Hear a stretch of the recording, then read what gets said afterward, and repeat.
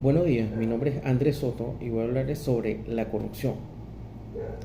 Históricamente, la corrupción se remonta hasta el reinado de Ramsés IX en el 1100 a.C. en el antiguo Egipto. Un tal Peser, un antiguo funcionario del faraón, denunció en un documento los negocios sucios de otro funcionario que se había asociado con una banda de profanadores de tumbas que, como diríamos al día de hoy, hacían los egipcios. Eh, los griegos tampoco tenían un comportamiento ejemplar. En el año 324 a.C., Demóstenes, acusado de haberse apoderado de las sumas depositadas en la Acrópolis por el tesorero de Alejandro Magno, fue condenado y obligado a huir. Y Pericle, conocido como el Incorruptible, fue acusado de haber especulado sobre los trabajos de construcción del Pantenón.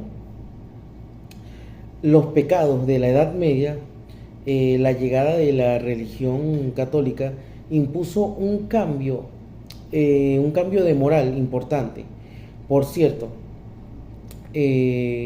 en la Biblia no hay que olvidar que, según los escritos, la corrupción era una práctica tan extendida, al punto que, como todos sabemos, en la historia de Judas Iscariote, vendió a los romanos a su maestro Jesús por 30 monedas de plata. Así, por ejemplo, Felipe II, rey de Francia en el siglo XIII, imponía feroces impuestos a sus súbditos y les obligaba a fuertes donaciones, que no eran otra cosa que ingresos que iban a sus arcas privadas. En el mismo periodo se puede citar en Italia el caso de Dante. El escritor sitúa a los corruptos en el infierno, pero fue declarado culpable de haber recibido dinero a cambio de la elección de los nuevos priores y de haber aceptado porcentajes indebidos por la emisión de órdenes y licencias a funcionarios del municipio en aquel entonces. Fue condenado al exilio. También un caso muy importante, el papado de los Borja, merecía un capítulo aparte. Pocas personas a lo largo de la historia fueron capaces de concentrar tanta amoralidad, pero en esa época la corrupción parecía un mal menor, como describió aquellos años Maquiavelo. Y cito textualmente del libro El Príncipe: que el príncipe no se preocupe de incurrir en la infamia de estos vicios, sin los cuales difícilmente podrá salvar al Estado.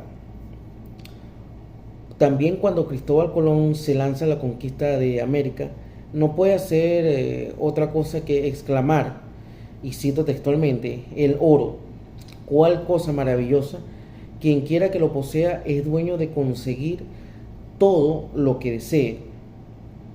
Con él hasta las ánimas pueden subir al cielo.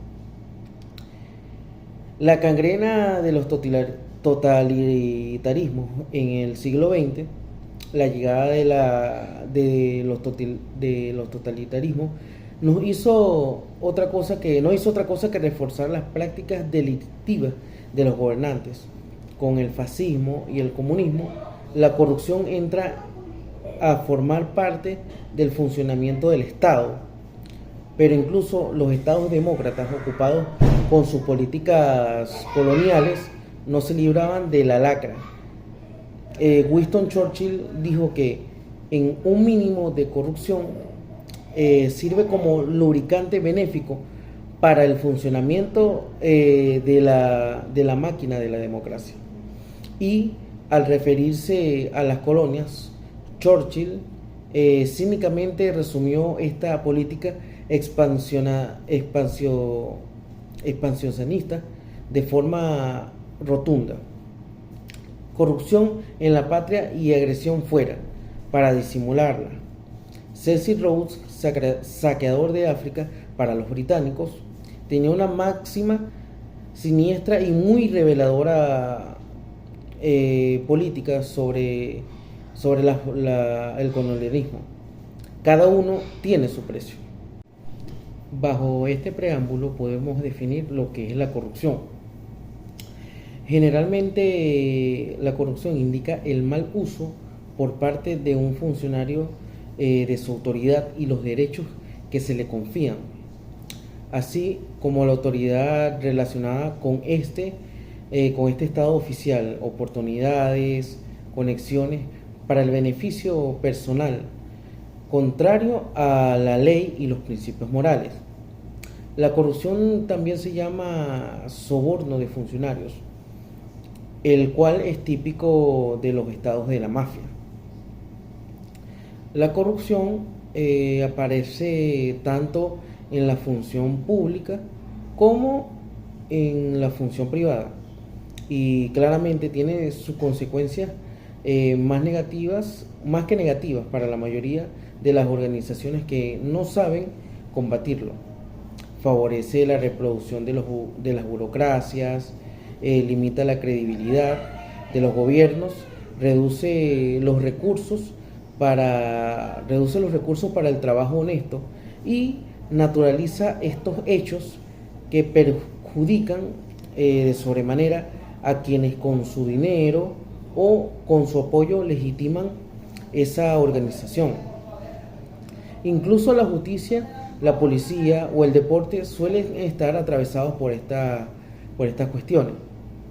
Nombraremos a continuación unos actos de corrupción, los cuales son la extorsión, al amparo de altos cargos en la función pública o privada para obligar a otras personas a hacer cosas más allá de sus funciones.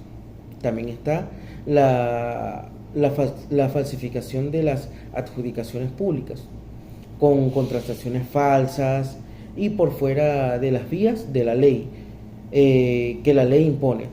El tráfico de influencias también, utilizando los beneficios o las amistades en los cargos jerárquicos para poder beneficiar o favorecer o perjudicar causas o proyectos. A continuación, nombraremos algunos tipos de corrupción. La corrupción política.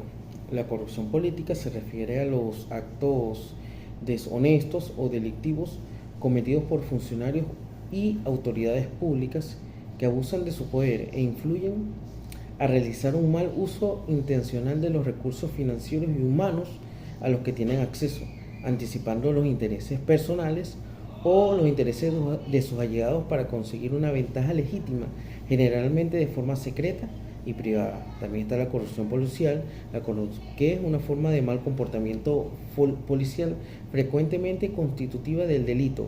Consiste en el indebido uso de sus atribuciones, recursos o información con el objeto de obtener un beneficio del tipo económico o afines, e incluso fines políticos.